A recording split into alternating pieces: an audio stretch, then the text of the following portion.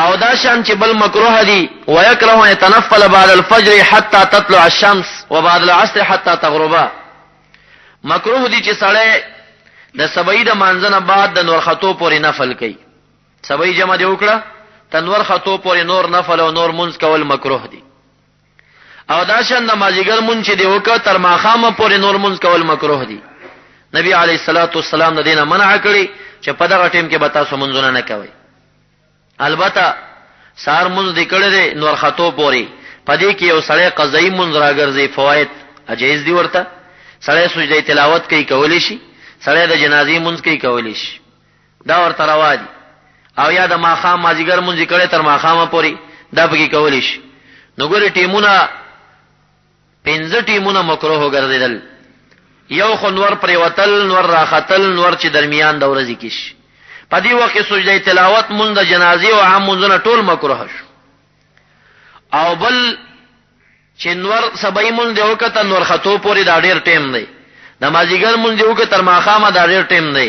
په دې کې مونږ مکروه دی. نوافل نور شي نه شي کولای. البته مونږ د جنازې سجده تلاوت او قضایي مونږونه پکې کولای شي. دا پکې روا دي. خو نور شیخ او نور نفلونه په دغه ټیم کې نشي کولای. یو څنور بازي شي نه دي چې هغه سبعی سنت چې سړیو کی او جمع لانی شي. نو سبعی سنت او د جمع په درمیان کې نفل کول دا مکروه دي، دا ناروا دي. او بل دا غینه عیدګاه اختر مونږ چې کوم ځای کې کیږي نن سبا جمعات کې کیږي قبل ځای کې کیږي، خو په عیدګاه کې دا اختر د مانځنه مخ کې نفل کول دا مکروه دي. دا شریعت کې ثابت نه دي، منع دي، نه دي کول پکار. او کله چې امام خطبه ته ولاړ وي او تقریر شروع وي یعنی خطبه د جمعې شروع وي په دغه ټیم کې د خطبه په وخت کې چې امام ولاړ وي نو خطبه اوریدل واجب دي.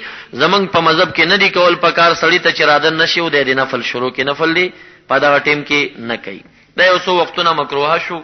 خلاصه د سبق ټول دا شو چې دویم فرض د منځ لپاره پیژندل د وخت شو.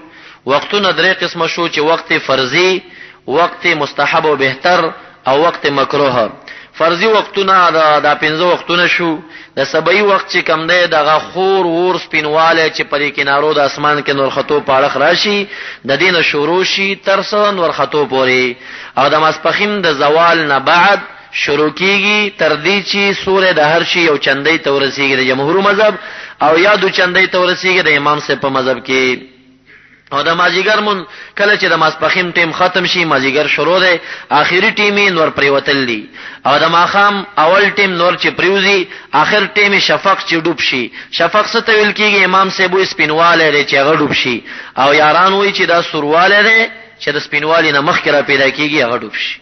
او د ماخستان ټیم اول چې کله سورواله ډوب شي سپینواله، او اخر ټیم کله چې سبعی راوخیږي تر هغه ټیم شو. دا غ فرضي وختونه شو. مستحب وختونه د سبعی دارا چې سبعی مون پرانای کې کول پکار دی. څومره چرنا زیات وی پای کې جمع غټیږي. او د ماسپخیم په ټیم کې پاجمی کې جلتی پکار ده. لکه په باندې 200 بجو نه د ماسپخیم ټیم نن سبا شروع کیږي نو جلتی پکار ده چې په کمی و بجو شي و شي ونیما تروینی می پورې دا بهترین ټیمونه دي. او په اوړي کې ورستواله څومره چې رستو کیږي او یخنی راځي نو دا بهتر او مستحب ټیمونه دي. او د مازیګر منځ د امام ابو حنیفه رحمت الله علیه په مذهب کې اوړي کې جمع رستو کول بهتره طریقه ده. او د ماخامون په اوړي او په جمع کې بهتر دا چې اول ټیم کې وشي او څومره چې وختین دا بهترین وخت. او د ماخستان مون په نا وخت ټیم کې کول چې سلسله لیل نه مخ کې وي دا مستحب او بهترین ټیمونه دي. البته د سبعیو د ماسپخیم او د ماخام منځ په اورېزي په ورځ باندې چې اورېزوي تیاروي نو پدی باندې تاخير پکار دی، رستواله پکار. او د مازیګرو د ماخستان منځ کې چې کم دی تعجیل پکار دی، لګه جلتی ورکی پکار. او د ماخستان او د مازیګر په منځ کې هر چې اوقات مکروه دي. نو نور را خطل، نور پریوتل او زوال نیمه ورځ نن سبا 20 منټه د پاسه 11 بجو نه شروع تر پوبانې 12 بجو پدې کې مونږ ناروا ده، مونږ ورکې نه کی. بل کله چې د سوي مونږ شي انور را خطل نه تر دغه ټیمه پورې بیا مونږ کول دا ندی پکار. البته سجده تلاوت او جنازي مونږ بیا کېدې شي. او دا ماخام ماجیګر مونږ چې وشي تر ماخامه پورې په دې درمیان کې مونږ کول نه دی پکار. دا غینه سوا کله چې د سبې سنت وشي او فرض نه شي دې دوړو درمیان کې نفل کول دا مکروه دي، دې ټیم کې نه دی کول پکار. او په عیدګاه کې د اختر د مانځنه مخ کې نفل کول مکروه دي. او دا شان بل چې مکروه دي کله چې امام خطبه ته پاسيږي نو هغه چې خطبه وي خطبه اوریدل واجب دي. په دغه ټیم کې په مانځه باندې مشغولېدل په نفل باندې دا بهترینه طریقه نه ده. نو خلاصه دا شو چې تاسو دو فرضونه د مانځو پیژندل چې یو او 10 او دویم وخت پیژندل دا د فرایضو د مانځنه شو. پاریو کی تفصیل ان شاء الله پر روان درس کې به چې کوم دی هغه د بل فریضه ستر عورت راځي یا مطلب قبله ته مخامخ لیدل یا دغه متعلقه احکامات دي یا د ځان پاکواله دي د جامع پاکواله دي د زی پاکواله دي دا شانیت دي دغه احکامات به خپل درس کې ان شاء الله بیانېږي. ورننه مسلسل وار کم درس چې شروع پاغي کې د مانزه دو فرضونه او دو شرطونه بیان شوی چې یو او 10 او دویم د وخت پیژندلو. نننی درس کې بعد دو فرضونه دو شرطونه نور د مانزه بیان شي. دریم فرض او شرط د مانزه د پاره اغا ستر العورت خپل عورت پټ ساتل. نو دا هغه دریمه فریضه او دریم شرط د مانځه لپاره دی چې مسلمان نارینه زنانه به خپل ځان پټ ساتي. دلیل ور باندې دا ای کریمه دی خذو زینتکم عند کل مسجد، اونی سی زینت خپل پنځ د هر جمعات باندې یا هر منز. مراد د دې زینت نه ما یواری عورتکم عند کل صلاتن، په هر مانځ کې داسې جامع مختار کی چې پاغه ستاسو عورت پټ شي. نو د دې کریمه دا ثابتېږي چې لباس او عورت پټ ساتل په مانځ کې دا فرض دی او دا شرط. نو دا دریم شرط او فرض د مانځ لپاره شو. او پدې کې معمولی تفصیل بیان کو چې د نارینه او د زنانه فرق شي. نارینه د زنګون شروع د نامه د غټۍ پوري دا اندازه عورت دی. عورت الرجل ما تحت السرة الى الركبه، د نارینه عورت دا د نامه د غټۍ نه لاندې د زنګونه پوري خو زنګون ورکه داخل دی زمنګ په مذهب دا عورت دی. د زنګون نه برا او د نامه د غټۍ نه لاندې چې د کم انسان څو وجود ښکارا شو نو د منځ نکی. دلیل ور باندې دا قول د نبی اکرم صلی الله علیه وسلم دی چې عورت الرجل ما بین سرته الى ركبته، د نارینه عورت چې کوم دی هغه د نامه او د زنګون په درمیان کې. نو بعضی نوجوانان ډیر کرتے چې هغه لامبي یا مطلب دا پنیرونو کې لامبي پوبو کې لامبي لنګونه وهي نو هغه د زنګون نه برې سیخ کاریږي او د داسې فکر کوي چې بس زما عورت ما خاص اندامونه دي او نور څه نه دي. نو دا کم فهمی ده ناپوهی ده. ډیر کرته باز انسان وي چې په یو مجلس کې ناس وي او دا پنسبه راپورته کیو د زنګون یا زنګون نه بر زینه بغړی مجلس والا به وګوري نو د په دغه وخت کې ناروا کارو کو حرام کاریو کو ځکه د انسان د زنګون زمنګ په مذهب کې د عورت کې داخليږي. نو دې ته به تاسو فکر وي چې د زنګون نبره او د نامه د غټۍ نه لاندې د عورت دی او خپل عورت پټ ساتل په مانځ کې فرض دي او دا د مانځ نه بهر هم په انسان باندې لازم دي چې دا پټو ساتي. دا د نارینه متعلق شو. هر چی زنانه دا اصیل خزا وبدن الحرة كلها عورة إلا وجهها وكفيها وجهها. اصیل خزا ټول عورت دي سیوا د مخنا او سیوا د دواړه ورغو خپړونه لاسونه تر مړوند پوري. زمنګ د مذهب په مشهور روایت باندې دا دواړه لاسونه په عورت کې داخل نه دي تر دې مړوند پوري او دا شان مخ د خزې دا په عورت کې داخل نه دي. د دینه سیوا اصیل زنانه ټول عورت دي او دا په مانځ کې او بهر د مانځنه به ټول ځان پټ ساتي او هر چې قدم دی نو دواړه قدمونه تر خنګرو پوري د زنانه په دې کې زمنګ د مذهب علما مختلف دي.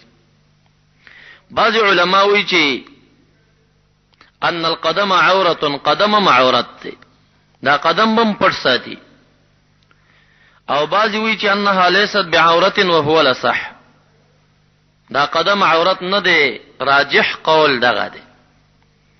نو په قول راجح باندې د اصلي زنانه فقط مخ او دواړه لاسونه تر مړوندونو او دواړه قدمونه تر خنګرو دا د عورت نه بهر شو. د دینه سیوا نور ټول زنانه چې دا عورت دی. حدیث مبارک کې راځي المرأة عورة مستوره، خزه چې دا ټول عورت ته په پرده کړې شوی باید دا میش پټوي.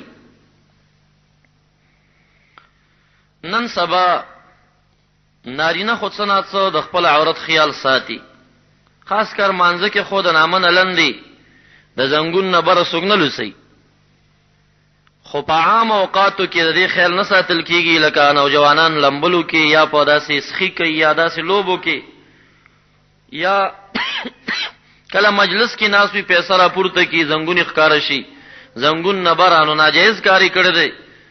دغه وختونو کې خیال نه ساتي او مانځه کې اکثر خلک ځا لحاظ کوي او ځان پټي. دا فرضي عورت شوخه.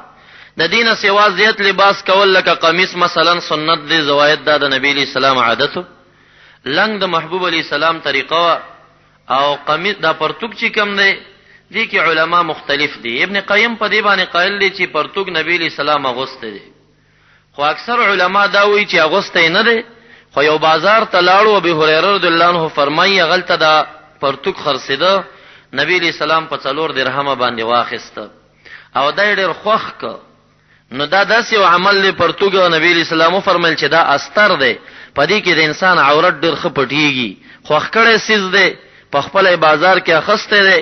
خدا چې بالفعل د استعمال کړي کنه پدې کې علما اختلاف کوي. څوک وی چې خپل استعمال کړي دی او څوک وی چې نه دی استعمال کړي خو اسی خوخ کړي سیز دی، نو ښه کار شو.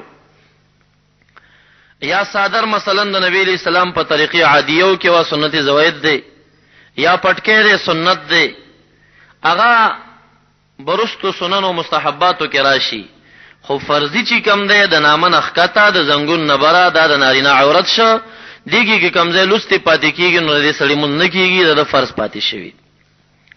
او عام اوقاتو کې د مانځنه بهر بم تاسو کوشش کوئ چې زنګون او د زنګون نبره ایسا دا ښکار نشي او دا سو کو نه ګوري. او هر چې زنانه ده نو هغه فقط لاسونه تر خنګرو قدمونه تر مړوند او قدمونه تر خنګرو او مخ دا د عورت نه بهر دی. نور ټول زنانه عورت. اوس داسي چې یو زنانه ده، زنانه ته دا مشکل ډیر پیخیږي. فإن صلت وربع ساقها مكشوفا أو سلسها تعيد الصلاة عند أبي حنيفة ومحمد رحمه الله. یو زنانه ده چې هغه منځ کو نو د زنانه تمام بدن عورت ش او دا هر اندام بیل حسابيږي.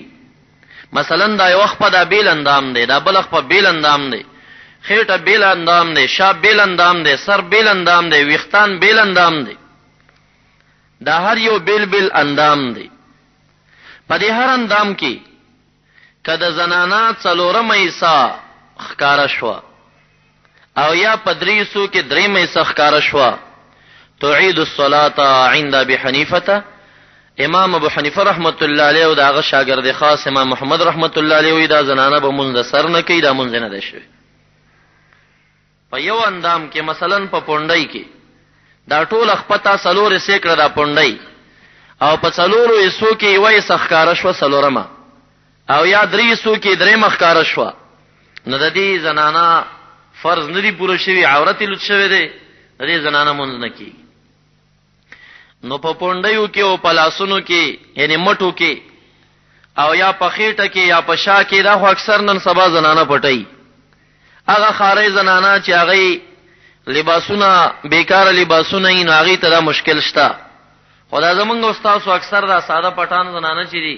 د دې دا عورتونه پټوي یو مشکل شته دی والشعر والبطن والفخذ كذلك ویختان خېټه او پتونان هم دغه شانت دي یعنی دا بیل بیل اندامونه دي کله کومه زنانه په ویختانو کې څلور یسو کې یوې سخکاریدا یا درېمې سخکاریدا په درې یسو کې د دې زنانه عورت ښکار شوی دی د دې زنانه منځ نه کیږي نو ډېرې زنانه نن سبا په کورونو کې داسې واړو واړو ټیکري استعمالي چې پاغي کې د دې کوڅې ښکاریږي او د دې ویختان ښکاریږي او د ویختانو ته د عورت نسبت یعنی دې ته دا فکر نشته چې زما خو فقط مخ عورت نه دی دا کوم چې ښکاریږي د نرمو د غوګو مینس کې او د ویختانو تر لاندې د ځنې پورې دغه می عورت نه دی دام بهر چې ګرځي کې مستحبه دا او افضل طریقه دا و پټي خو په مانځ کې چې دا لوسوي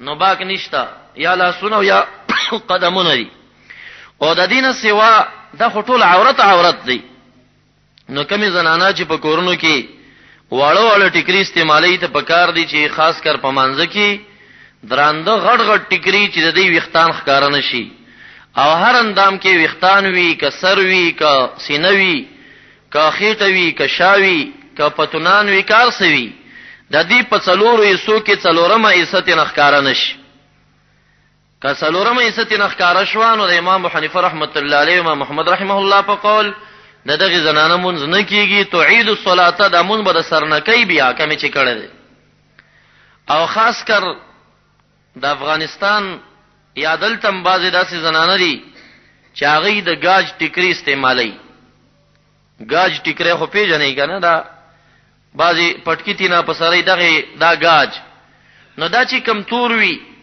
نو بیا هم لا گزاره کوي هغه کې د انسان د زنانه د ویختانو پته نه لګي خو بعض سپین یا بل رنگ کې استعمالي او پاغي کې دنه د زنانه ویختان صفاخ کاریږي نو دې ته د زنانه فکر وی پدې کې عورت لوڅيږي ویختان ښکاریږي منځ خرابيږي نو په مانځ کې د داسې نری نری ټیکری نه استعمالي هر وخت نه استعمالي خو خاص کر مانځ کې د خیال ساتي چې عورت پټول دا فرض دی نارینه ته خو اسانی ده چې نامنه لنډي او د زنګون نبره دا عورت ولی زنانه ټول عورت ده سوا د درې اندامونه چې لاسونه او قدمونه او مخ ده نو زنانه د ډیر زیات خیال ساتي په دې مسله کې اکثر زنانه په لوی فتنه کې اخته کیږي او دا غي نه وختان کله سلورمې سخکاریږي کله داسې نری ټیکری وی چې ټول وختان ښکاریږي نو دا منځونه خرابيږي کم څه چې تنه شوی دا غیر توبه وباسي د استغفار وای خو آینده کې دې مسلې ډیر خیال ساتي او تاسو تم پکار دي چې کورونو کې زنانو ته دا مسله بیان کړي او کم زنانه چې د فهم په ذریعہ باندې زمونږ आवाज اوري هغه دې اندره پر ډیر زیات د مسلې خیال وساتي او دا یو منځ یو خپل عبادت دې د خپل نه خرابوي اوس داسې یو سړی شو چې هغه د غربت د وجنه بالکل جامه پیدا نکړه ستر د عورت د فرش نارینه تاسو پیژند چې نامنه لندې زنګون نه بل د عورت او زنانه د درین دامونه چې مخ قدمونه او لاسونه سیوا ټول عورت سلورمه ایسینا ک کما چرتخ کارشونو مون به وشي خو کب سلوري سو کې د هر اندام سلورمه ایسا یا درې مې سخ کار کېدان نو منځین نه کیږي نارینه کې زنانه یو سړی دی چې هغه جامه بالکل مونږ نه کړه د سیوزي کې ګیراغه جامه نشته بالکل نن سبا دا مشکلات کم دي خو کپیخ شودا سه چرته وی داسي چټوله غندو پلیته وی او جامه مونږ نه کړه نو بیا وسه چل کوي نو دا غي دوه طریقې دي یو بهترینه طریقه ده، یو جایزه طریقه ده. بهترینه طریقه دا ده من لم یجد ثوبا صلى عریانا قاعدا یؤمی بالرکوع والسجود. چا جامه مونږ نه کړه نو دی به مونږ نه قضا کوي چې جامه نشته نو زه به مونږ نه کوم. مونځ نه داسې شیز دی او داسې حکم دی چې په یو حالت کې هم تا نه ساقطېږي نه. نو تا لپاره مسله دا ده چې چا جامه مونږ نه کړه نو صلى عریانا په بربنډه دی مونځو کې مونږ به نه پرېږدي. خو سبا کې افضل طریقه دا ده قاعدا پناست دیو کی یؤمی بالرکوع والسجود. رکوع سجده دی په اشاره باندې کوي. رکوع سجدی ته ټیټیږي نه چون کې ردا ارسه عورت ښکارا دی جامې نشتا په بربند دی مون نه قضا کوي پناست دیو کی رکوع سجده دی په اشاره باندې وکي. دا طریقه هکذا فعله اصحاب رسول الله صلی الله علیه وسلم. د نبی علیہ السلام چند صحابه کرام په کشتی کې سوارو سه طوفان راغی د کشتی تختې ماتې کړې په دې تختو کې وبولم د کړي او اکثرونه جامې موړې وي. دوی چې کله غاړي تر پورې وتل نو بازي کسان پکې جامې نه لرلې. د مانځ ټیم په باندې راغی نو هغه مونږ په دې طریقه باندې وکړه چې په ناسته باندې وکړه او اشاره باندې وکړه. رکوع سجده په اشاره وکړه. هغه امت د پاره دین او تعلیم جوړ شه نو امتیان به داسې طریقه کوي. فإن صلى قائما اجزاه او که په ولاړ یو که نو جائز ده. بهتره طریقه هغه چې پناسته وشي. که یو سړی په ولاړ او که په بربنده نو جائز ده. دا لپاره جائز دي الا ان الاول افضل. اوله طریقه بهتره ده چې پناسته دی وکي او رکوع سجده دی په اشاره باندې وکي خو مونږ به نه قضا کوي. نو دریمه فریضه د مانځه لپاره تاسو جواب راکې څه شو؟ ستر العورت. جواب راکې دریم شرط او فرض د مانځه څه شو؟ په شوق جواب راکې څه شو؟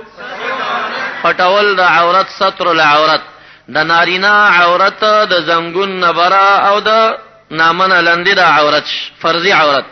او زنانه لاسونه قدمونه او د مخ نه سیوا ټول عورت دی. او هر اندام کې سلورې سونه چې کمه لګ ښکارا شي معذور هغه عفو ده. خو که سلورمه ایسا یا درېمه ایسا ښکارا شو نو مونږ به د سرنکۍ منځي عند الطرفین نکیږي. سلورم فریضه چې نننی درس کې مونږه بیانو هغه پاکواله د جامې. عورت به پټه خو په مردار جامه خو نه پټه په داسې جامه وای پټه چې جامه پاکوي. نو پاکواله د جامې دا سلورم فرض او سلورم شرط د مانځه لپاره شو. اول او دس، دویم پیژندل د وخت، دریم ستر د عورت او سلورم پاکواله د جامې. جواب راکې څه شو؟ پاکواله د جامې. رب ذل جلال فرمایي وثيابك فطهر. او جامې ستا چې کوم نه پس پاکه ساته په مانځه کې. نو خدای تعالی چې په یو کار باندې امر وکي نو هغه فرض وي تر سوچي قرینه د استحباب او د جواز نه وي. لہذا دا فرض وګرځیدل. دا مسله خو اسانه شو چې جامې په پاکه ساتي. اوس یو ټیم داسې راغی چې هغه تستا جامې پلیتی شوي. چې جامې دی پلیتی شوي نو کتا سره اوبې په اوبو باندې به وینځي خو تاسو سره اوبه نشته چې پاکه کې نو بیا بس چل کې. دای مسله سره ولو لم يجد ما يزيل به النجاسه صلى معها ولم يعد. یو سړی دی جامې پلیته شو اوبه نشته چې په اوبو وینځي صلى معها د هغه پلیتی جامې سره دی منځو کې ولم يعد د منځ بیا را ګرځینا. ځکه دا عذر دی د لپاره. اندازه څنګه ده؟ دې کې دوه مسلې.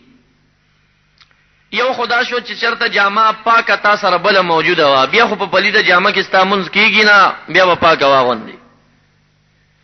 که جامه پلیته وا پاکه نه و در سره خدای پلیدي جامې د پر تا سره نږدې او به پیدا کړي نو بیا په پلیده جامه کې مون ناروا ده و به انځي بیا هم درته جایز نه دي. اوس بل جامم نشته او جامه پلیته ده او بم نشته سره نو په داسې صورت کې ورته بګوري ان كان ربع الثوب او اكثر منه طاهرا يصلي فيه. کچرتا دا ټولو جامو کې څلورمې صفاکوا یا د څلورمې نه لږ زیاته پاکوا. مثلا پرتوګ دی دې کې خاصانه طریقه دا شو چې ستا ټوله جامع قمیص او پرتوګ دي استا قمیص پلیتو پرتوګ دی پاکو نو په پرتوګ باندې خوستا عورت پټیږي قمیص بو باسي مون بو کې به خوستا د پاره ضرورت د بل شي نشته قمیص وباسا او منځو کا په پرتوګ کې او کدا سه چې پرتوګ دی پلیتو قمیص دی پاکو پرتوګ وباسا قمیص په داسې طریقه ځان تلنګ کا چستا زنګون نه ترنامه پوري عورت په پټ شي او ما سانه شو درته کوز داسې پلیت شو چې قمیص او پرتوګ دواړه پلیت دي نو بیا ورته ګورا کپدی کی سلورمه ایسا پټولو کې پاک راتلا سلورمه ایسا پکې پاک معلومه ده یا د سلورمه نه زیاته پاکه وا نه یصلی فیه پم دې جامه کې بمونس کې بربند بینه کې ولو صلى عريانا لا يجزيه ک بربند منځو کنه به منځ نکېږي سلورمه ایسا د جامه چې پاکه وا یا د سلورمه نه زیاته نوم دقه جامه کې بمونس کې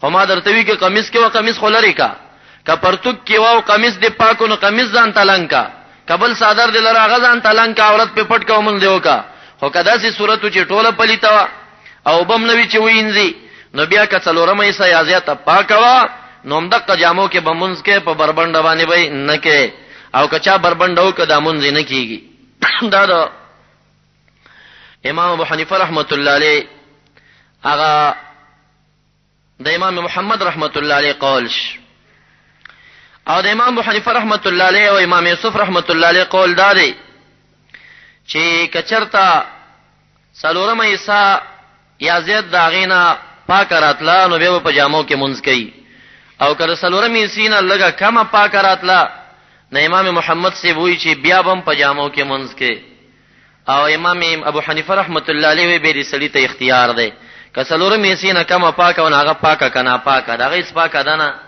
نو به خو خاله چې په بربند مونږ کې پناسته اشاره کوي او که په دغه جامه کې مونږ کې د اجازه ده دغه مونږ عاده ور باندې دوباره نشته ده خلاصه د سبق تاسو دا شو چې دو فرضونه نور تاسو په جندل چې یو ستر العورت د نارینه د زنګون ورکه داخل دي تر نامه پوری او زنانه لاسونه او قدمونه او مخنه سیوا نور ټول عورت ده او څلورمه حصہ کده چا پکې ښکارا شوې داغه نه زیاته نو مونږی نکیږي غمون به بیا د سر نه کوي او دویمه فریضه نن چې تاسو په جندا هغه پاکواله د جامع دا فرض او شرط دی او کچرتا د انسان جامه پلیته او قمیص بلری کی پرتوکی به منځو دا نارینه یادوما او کچرتا د پرتوګ پلیتو قمیص پاکو د قمیص نه په داسې طریقه لنګوي چې عورت په پټ کی یا د صادر نه لنګوي قبل جامه پیدا کړه بو غوندي کوبه پیدا کړي په بو وي وینځي کدا سي صورت چې بالکل سنو نور جامه مرسنو جامه ټوله پلیتا وا نو کبیا سلورمه یا داغه نه زیاته پاک راتلا نو په جامو کې به منځ کوي کبربند یو کومځ نه کیږي او کدا سلورمه سینه کم پاکوا نه امام سی بو اختیار دی چې په بربندې کوي کې په دغه جامه کې کوي د معذور دی دا به خدای تعالی پینې سی او کومځ چې پکې وکا غمونځ ده صحیح کیږي سلور فرضونه او شرطونه د مانځه د څو درسونو کې تاسو ته بیان شو چې اول ورناو دسه دویم پیجندل د وخت دریم ستر العورت او سلورمه پاکواله د جامع درې شرطونه نور دی هغه به ان شاء الله بیان شي بیا به داغه نه بعد ارکان شروع کیږي شپږ یا او ارکان دي دا څوارلس یا دلس فرضونه د منځري د دې خلاصېدونه بعد واجبات او سنن او داغه نه بعد ان شاء الله د منځو ترجمه به هم دغه شپو کې تاسو ته درس کیږي یو سورۃ کم دوستان چې نه خبر دي هغه در سره خبر کوي درود شریف په شوق سره ولولئ اللهم صل على سيدنا مولانا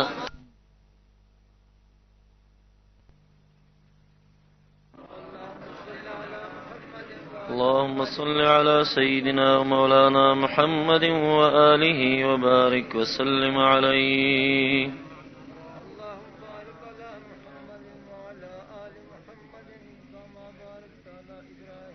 د منځو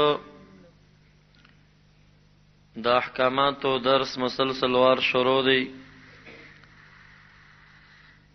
او سلور شرطونه او فرضونه د منځو بیان شویو درې شرایط د منځو به مختصرا ان شاء الله نن بیان شي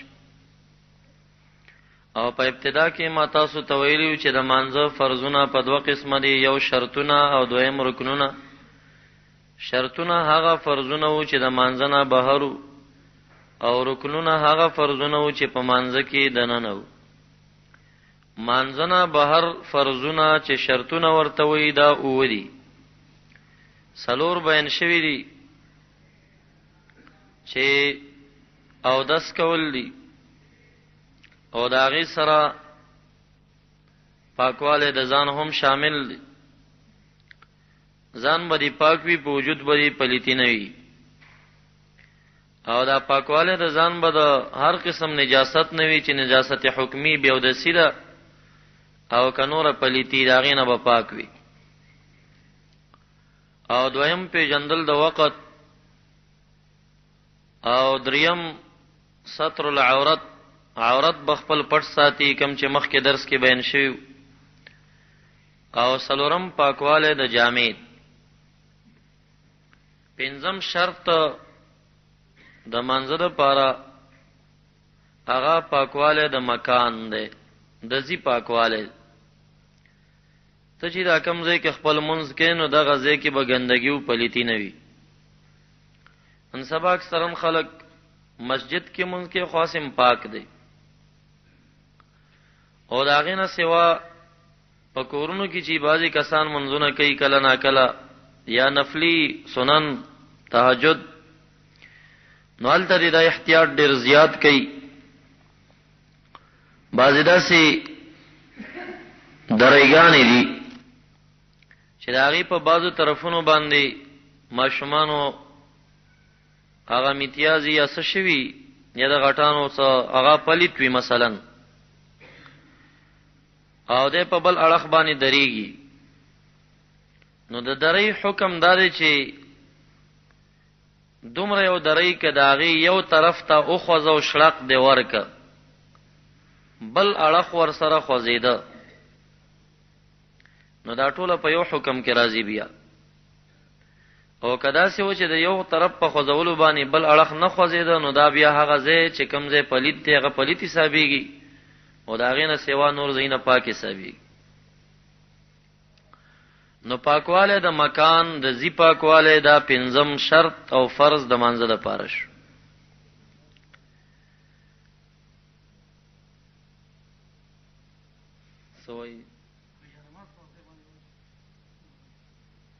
نو که د پاسه چې نماز راشي نو چې نماز پاک وي حکم بدلیږي. او هر چې عام ځمکه ده نو د ځمکې پاکواله چې کم دی زکات الارض یبسها، یو ځمکه ده په هغې باندې چا اودس مات که، تش اودس یې پې مات که، تا ته ښه پته ده چې په دغه ځي باندې اودس مات شوی دی، خو نور پې ولګېد هغه ځای وچ که، نو زکات الارض یبسها د ځمکې پاکواله وچوالی دی، چې کله وچه شو هغه ځای پاک دی بیا. نو دا پنځم فرض د ځي پاکواله. نن سبا اکثرا ځایونه پاک دي، خو کورونو کې دې سره احتیاط کوئ. بعضې اکثر درېګانو باندې ماشومانو یا نور احتیاط نه شوی هغه پلیت وي، نو هغه ځایونو کې کوشش کوئ یا صادر خوروئ یا جینماز یا څه شی په هغې باندې مه درېږئ. شپږم شرط د مانځه دپاره هغه استقبال القبله، قبله ته مخامخ ودرېدل دي. رب ذوالجلال فرمایي فولوا وجوهکم شطرها، واړوئ مخونه خپل طرف د بیت الله شریف. نو که سړی په مکه معظمه کې وي نو بیا فرض دا دی چې هغه د خانه کعبې کوټې ته به مخامخ کېږي، او که د مکې معظمې نه بهر یو خوا بل خوا لرې علاقو کې وي لکه دا ځایونه، نو بیا فرض جهت دی اړخ، لکه زمونږ استاسو د طرف نه نور پرېواته اړخ قبله راځي، نو دا ټول اړخ او دا ټول جهت دا زمونږ استاسې قبله ده. البته د قبله متعلق یو څه ثانی د مشکلاتو په وخت کې شته دی. هغه دا چې انسان په جهاد کې وي او یره د دشمن ورپسې وي، دشمن حمله وکړه او ستا شکست دی، یره ده د منډې ټیم دی، یا په اس باندې منډه وهي یا پیدل منډه وهي، یا نن سبا ګاډي دي په ګاډو کې شکست دی، او کافران در پسې دي نو آیا دی وخت کې به منځ پرې دی د منځ پرې خودل جایز تا ته نه دي نو په دغه وخت کې مسله دا ده من کان خائفا یصلی لا ای جهتن یو سړی د دشمن نه په یره باندې دی کم اړخ ته چې د مخه او منډه وا په هغه اړخ دی منځ کې منځ کیږي نو نن سبا گاڑی دی شکست در باندې ګټ شه او ستا گاډي نور خاطا اړخ روان دي خیا اړخ چپ اړخ روان دي قبله په اړخ د مخه نه د بل اړخ د مخه ده او مغ خپل گاڑی کی په اشاره باندې منځو کا خو منځ پرې دین دا منځ د سیو عبادت دي چې د دې د پرې خودو هیڅ صورت نشته اس باندې ته نه جوړیږي او بنشي استعمال ولې تیمم وها ولاړ نشي کوله پناسته وکا رکوع سجده نشي کوله اشاره ورکه وک دشمن در پسې د قبله ته مخ نشي برابر ولې گاڑی کی په بل اړخ چ روانه مغ اړخ باندې وکا دلیل ور باندې دار چې نو د یری په صورت کې هغه اړخ ته چې کم دی تا چې منځو که هر اړخ ته نو دا منځ تا قبليږي دا مقبول بل مسله د قبلي د مخامخ کېدو متعلق چې اکثر زینو کې انسان ته پیخيږي هغه دا چې انسان باندې قبله مشتبه شو خپل کله نه دی بل ځای ته لاړ گاڑی کې وګرځید نو قبله ورته ولټخ کاری دا سوکشته ده کله غلطه سوکو یا یو مسجد خو هغه ته وګوري هغه اړخ ته منځو کی که مسجد نو سړیم د غلطه وو نو سړی نه دی تاسو کی که سړیم نشته ده مسجد هم نشته ده او داسې ځای کې غیر راغی چې اس پته ورته نه لګي چې قبله په کوم اړخ ده نو اس مسله سره مسله په دغه وخت کې اجتهاد ده کوشش وکي فکر وکي دا خپل دماغ برا جوړ کې سوچ به وکي شیره ز په دغه سلار رالم فلانی دي کې قبله داسې ونه داسې بي چې کم طرف ته د ګمان راغی چې دغه سه قبله ده او مغه د قبله ده مغه طرف ته بودريږي منځ قبليږي داسې زی تلاړي چې قبله در باندې مشتبه شو مسجد وګوره کاغه نه چانه تاسو کا کاغه نه سوچو کا چې غالب ګمان دې په کوم اړخ باندې راغی مغه اړخ ته ودرېګا اوس داسې وشو فإن علم أنه أخطأ بعد ما صلى لا يعيدها څوک نشته تاسو دې ته که سوچ فکر دیو کا چې مثلا په دې اړه قبله ده کله چې دې منځ خلاص کې او سړی راغی تا ته وی چې لکه دا منځ خو نور خاطه ته کړ دا منځ خو دې خی چا پړخ ته کړې قبله ته نه ده کړې نو دا منځ راګرځول پتا باندې ثانیه نشتا ستا دا کړه مونږ چې کم دې کړې ده دا خو درگاه کې بس دا کافی دی البته که خی اړختا یا چا پړخ ته کړو نو بیا در باندې عاده پټولو مذهبونو کې نشته دی بیا به نه راګرځي او کچرته نور خاطا اړخته کړو نو زمونږ مذهب دا دی چې بیا در باندې ګرځول نشته امام شافعي سے وایي کته دومره خطا شوی وي چې قبله نه د نور خاطه جوړ کړیو نو بیا به د سرنه کې ته یقیني خطا شوی نو چې هر کله دومره اختلاف پکې راغی نو کدا سه شوی و چې قبله اړخ ته مخ ګرځولې نو دامون کته د سرنه کې نو سچل خو نه کیږي کنه نو په داسې مسله به عمل راشي چې مسله اتفاقی وي نو خلاصہ د قبله متعلق مسله دا شو کيره د دشمن در باندې رااله د کافرانو کم اړخ ته چې تاسو ورلیو گاډه کم اړخ ته او مغه اړخ ته په اشاره دی منځو کا دغه منستکی که قبله در باندې مشتبه شو څوک د تپوس نشتا فکر اوکا د خپل فکر موافق منځو کا که صحیح وي خو ډیره خدا که خطا شوی وي دا منستا صحیح دی راګرځول در باندې ثانیه نه نشته او که په مانځ باندې ولاړ وي فکر دې کړو چې مثلا دی اړخ ته قبله وي د مانځ په منځ کې یو سړی در باندې راغی لکه فلانه مون دا قبله دې خطا کړې ده نو بیا مسله صدا مسله دا چې تب په دې مانځ کې راګرځيږي ته په خپل فکر نور خاطه ته ولاړی مانځ کې در باندې چا आवाज وکړي راتاو شه نو بس مخ راتاو کا په مانځ کې قبله ته ودرېګا مونږ دې صحیح کیږي پاتې شو دا مسله چې یو تور شپه ده په سفر کې رواني مرګري در سره دي د جهاد په صحنو کې اکثر داسې موقع پیخيږي امام در توړند شو تک تور شپه ده مرګرو توای چې قبله کوم اړخ ته دی چاته پته نه لګي چې قبله کوم اړخ ته ده سوچ وایو کوي چې رچا غالب ګماني بس ودرېږي سوچونه چې وکړه تور شپه ده تیاره ده نه چاته امام ښکاریږي نه امام ته مقتدی ښکاریږي امام هم ودرېده او صفونه هم پسې ودرېده چې پته ولګېده وصلى الى المشرق امام چې سوچ وکړ نو دته د نور خطو اړخ قبله ښکارا شو سوچ کې داسې د چې ودرېده نور خطو ته ولاړ دی او دا رستو چې کوم مقتدیان دي چې سوچ وکړ نو ارڅوک په خپل فکر ولاړ دی چا قبله ته مخ کړی دی او چا خیړخ ته مخ کړی چا چپړخ ته مخ کړی دی او امام نور خطو ته ولاړ دی هو كلهم خلفه شرط پکې داو چې دا ټول مقتدیان امام نه مخکې شوی نو امام نه رستو راتله ولا يعلمون ما صنع الامام او دا مرتبطه نه لګی چې د امام مخ په کوم اړه دی هر یو چې ولاړ دی هغه وی چې بس زما په طرف به امام هم ولاړی اجزاهم من د ټولو صحیح شوی دی د دې مون راګرځول ور باندې نشته شریعت ډیر آسان حکمونه دي تور تیار در باندې رااله هر یو تفکر وکړ امام مشرق ته ولاړ دی او خلق چې کم دنو سوچ فکر چې وکړ څوک په یو اړخ څوک په بل اړخ نو پدې کې خدای امام نه څوک وړاندې نشته او یو قسم چې کم دنو امام نه خبر نه دی چې امام په کوم اړخ دی هر څوک وایي چې زما په اړخ به امامي نو مونږ د ټولو شوی دی البته من علم منهم بحال امامه تفسر صلاته که یو سړیم پدې کې د څه پوه شوی او چې زه په بل اړخ ولاړم او زما امام په بل اړخ ولاړ دی دا هغه یو کس مونږ فاسد شوی دی دا هغه ته پته چې زما امام زما په قبله نه دی برابر په بل طرف دی نو دا مونږ ور پسې بیا نه کیږي نو دا یو کس چې پوه شو چې دا امام په بل اړخ دی او زه په بل اړخ يم د یو کس مونږ ورکه فاسدیږي او ماتيږي او هر چا کس کذا لو کان متقدما علی الامام پدیو کې یو سړی ولا سي ګډوډي و تیرا و پته نه لګي یو امام نه مخکې شوی او پکې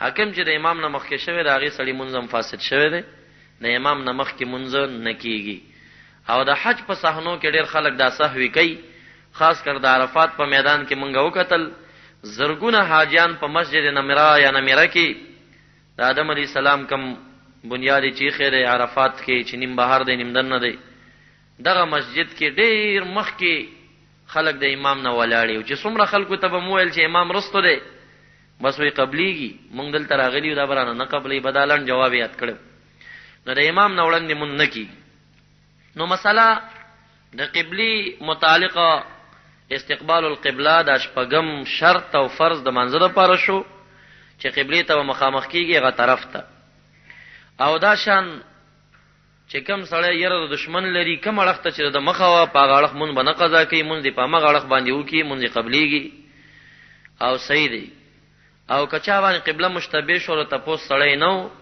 فکر دی وکي چې اړخ باندې منځو کا مون دی صحیح دی که صحیح خطا له ډیره خدا که خطا شوی هم مون دی قبليږي او کچرته داسې و چې توره تیاروا امام یو اړخ ته او خلک بلبل اړخ ته په تفکر ولاړو او ار یو وی چې امام زما په طرف وی خصوص د امام نه مخکې شوی نو مونږ شوی دی که کم یو کس پوه چې امام زما په بل اړخ دی دا غي سړی مون مات دی یا څوک د امام نه مخکې شوی دا غي سړی مونږ مات شوی دا شپږم شرط او فرض اومه فریضه او شرط د منځ لپاره هغه نیت دی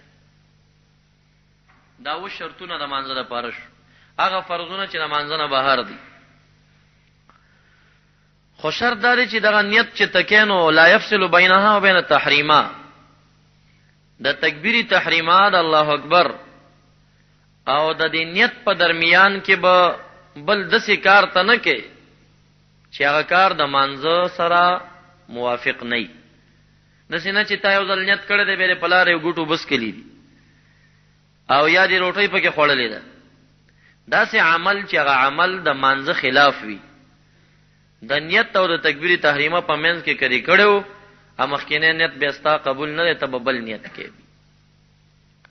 او داسې چې هغه او داس د کو دا او داس د زین را روان وي او په دې روانه دي نیت جوړ ک او ادري دي دغه نیت دی کافی دی یعنی هغه عمل چې د نیت او د تکبیر منځ کې وشي چې هغه د منځ د پاره وي لکه او داس یا مزل د منځ د پاره نو هغه یو نیت کافی کیږي او کدا سي عمل دي د نیت او تکبیر مینس کې وکړي چې هغه عمل د مانزه مخالفو خوراک څخه نو بیا هغه مخکینه نیت نه قبليږي ته بل نیت کې پاتې شو. دا مسله چې د نیت څه شي ته وایي نو نیت معنا النیت هي الاراده، نیت ارادي د زړه ته ویل شي.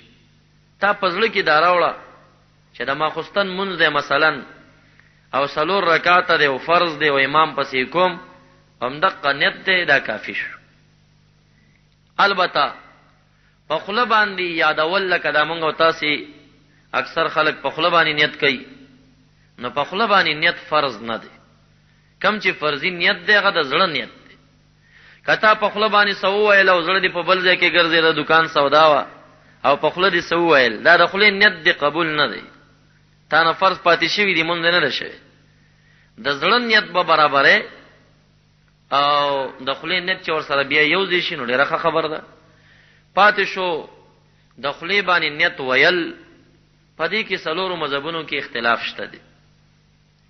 امام احمد رحمت الله علیه داغه بعض مذهبیان لکه ابن قیم هغه ورته بدعت ویلي دي چې په خله باندې نیت بدعت، او دې ته مذهب د حنابلہ ویل شوی دی. خو مذهب د حنابلہ په دې معنی نه چې امام احمد سے په قائل، بلکې مذهب د حنابلہ دا دی چې په هغه مذهب کې د ابن قیم د ابن تیمیه شاګردو او د علی حدیث اکثر د هغه خبره را نقلي. دا خبره کړې ده چې د خله دانیت بدعت. او دویم د موالکو مذهب دی. د مالکیانو مذهب داري چې دا مکروه دی، په خله باندې نیت کول مکروه دی. هغه دلیل دا ګرځي چې د عمر فاروق سے په دوره کې یو چا په خله باندې نیت کول نو عمر سے باغ ورټه، نو دا که چې تخه کاروي نو به نرټلو. دا د امام مالک سے یا د موالکو مذهب. دو مذهبونه پاتې شو چې امام شافعي رحمت الله علیه او زمنګ استاد مذهب امام ابو حنیفه رحمت الله علیه مذهب. زمنګ په مذهب کې او د امام شافعي سے په مذهب کې په خله باندې نیت ویل مستحب او بهترین کار دی، ښه طریقه ده. هغه خلک چې علی حدیث دي او مذهب نه مانی کاغو یار سوي نو هغه ودا باندې جوړي چې یاره مذهب نه مانم او بس د امام احمد سے مذهب کې نشته او بس نشته. اخو ځان ته ولا رولټوله. خو زه حیران هغه خلکو ته چې پنځپیریان دي یا د نورو ډلو ولادي چې ای مذهب منی او وايي زر امام سے په مذهبم او بیا خلکو ته وایي چې د خلینت بدعت دی او ناروا دی. نو تا خو د خپل مذهب فقها او تبدعتیان وي.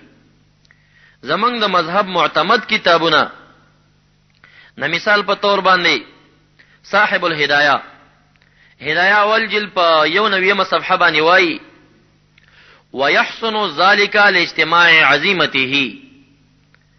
په خله باندې نیت کول ښه کار دی ځکه د زړه د قصد او د دې سره به یو ځای شي نو زړه او خله به برابر وخیږي. دا موږ د مذهب معتمد کتاب.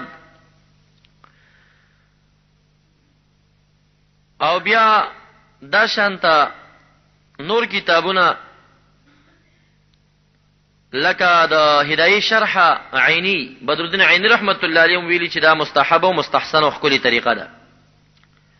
او دا شان قاضی خان هغه هم ذکر کړی چې په خله باندې نیت کول مستحب دی او بهترینه طریقه ده. او دا شان امام نصفی رحمت الله علیه چې د احناف یو مشهور فقيه دی او مفسر هم دی. هغه په الکافی نومي کتاب کې ویلي چې د خله باندې نیت کول مستحب او بهترینه طریقه ده.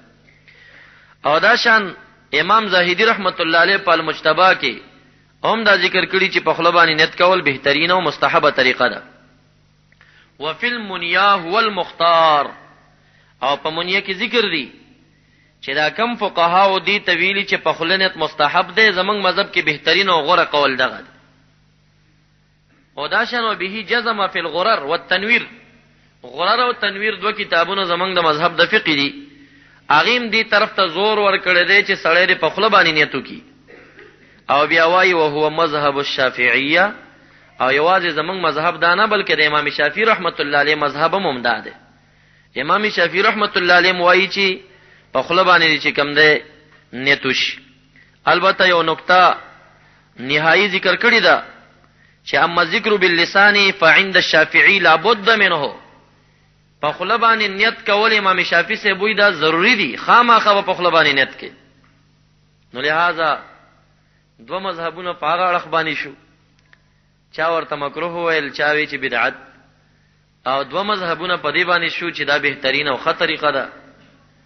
نو په دغه وخت کې کنن سبا موږ امیانو ته دا فتوا ورکو چې په خله نیت مکوئ.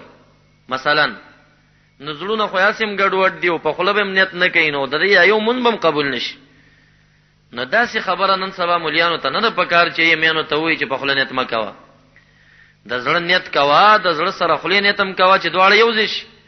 او بل به بنا د اسلام نور ګورو کنه، دا نور بنا د اسلام چې موږ ګورو پای کې د خله نیت راغله دي.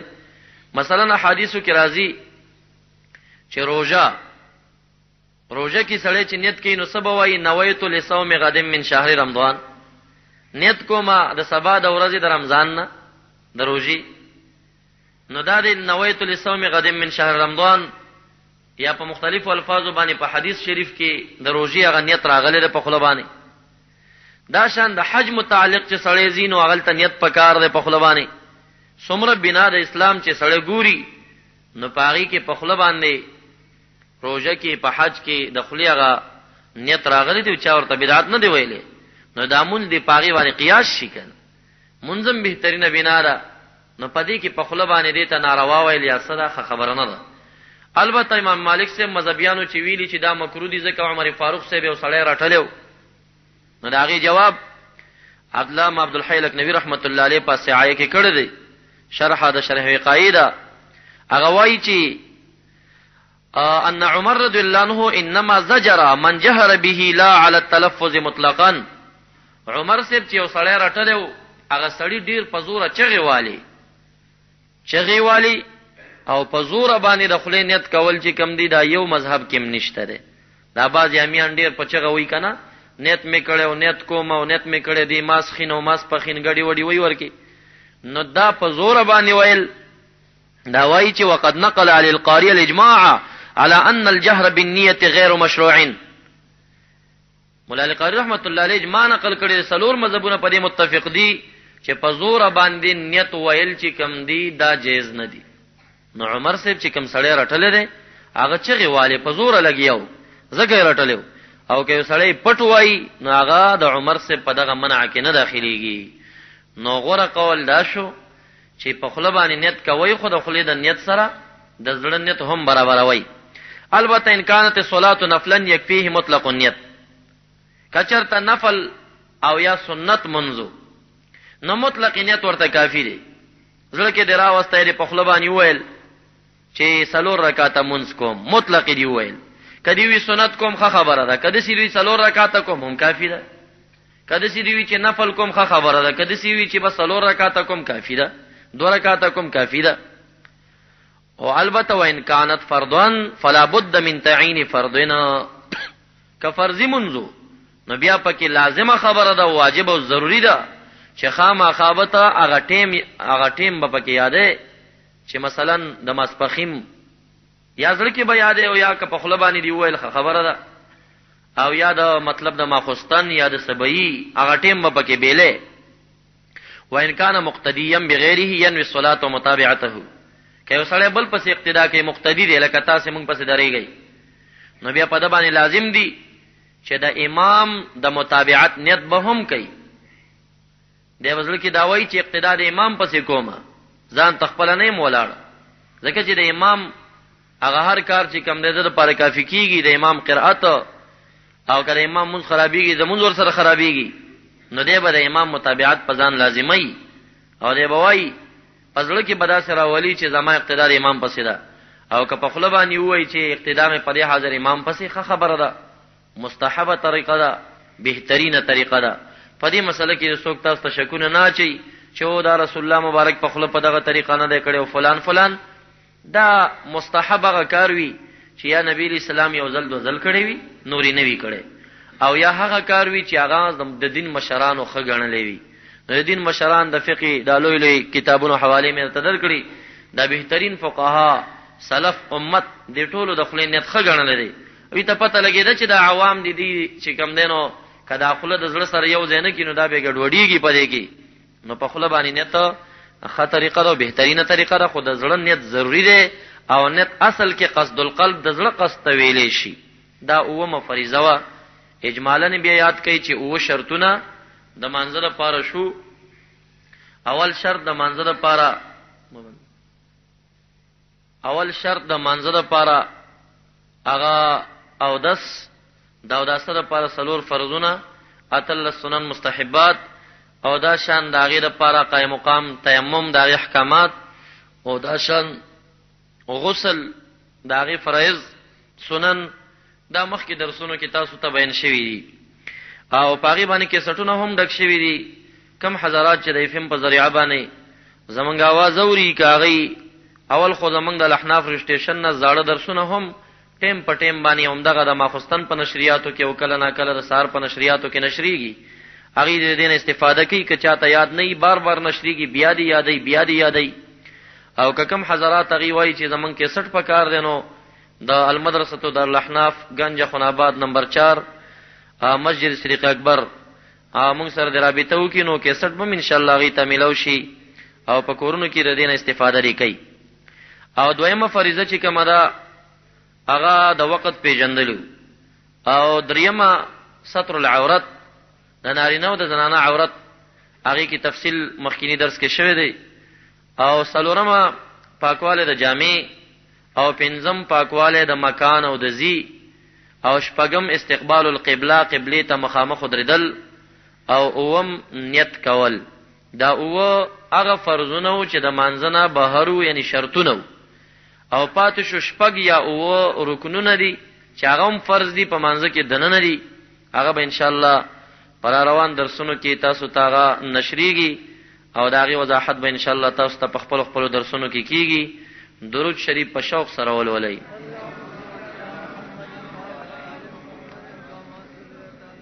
په جګ آواز باندې درود شریف ولولئ.